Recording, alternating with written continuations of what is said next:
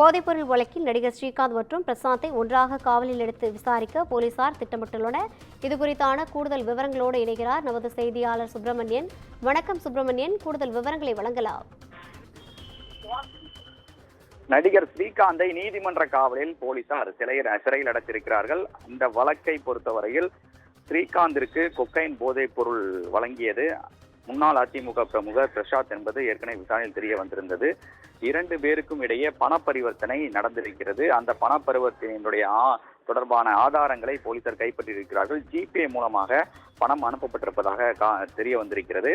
அதன் அடிப்படையில் இந்த வழக்கை அடுத்த கட்டத்தை நோக்கி செல்வதற்கான நடவடிக்கையில் போலீசார் ஈடுபட்டு வருகிறார்கள். அதற்காக பிரசாத் மற்றும் ஸ்ரீகாந்தை 2 பேரையும் காவலில் எடுத்து விசாரிக்க போலீசார் முடிவு செய்திருக்கிறார்கள். ஒன்றாக காவலில் எடுக்க போலீசார் முடிவு செய்திருக்கிறார்கள். அதற்கான மனுவை எழும்பூர் நீதிமன்றத்தில் தாக்கல் செய்ய இருக்கிறார்கள். 3 நாட்கள் காவலில் எடுக்க போலீசார் திட்டமிட்டு இருக்கிறார்கள். ஏனென்றால் இந்த வழக்கில் 3 பேர் மட்டுமே முதல் தகவல் அறிக்கையில் சேர்க்கப்பட்டிருக்கிறார்கள். இன்னும் பலருக்கு இதில் தொடர்பு இருப்பதாக தெரிய வந்திருக்கிறது. பிரதீப் குமாருடைய நண்பர்களுடைய பட்டியலும் எடுக்கப்பட்டிருக்கிறது. எனவே பல்வேறு கட்ட விசாரணைகள் நடத்த வேண்டி இருக்கக்கூடிய சூழ்நிலையில் தான் 2 பேரையும் ஒன்றாக காவலில் எடுத்து விசாரிக்க போலீசார் திட்டமிட்டிருக்கிறார்கள். கூடுதல் விவரங்களை வழங்கியமைக்காக நன்றி சுப்பிரமணியன்.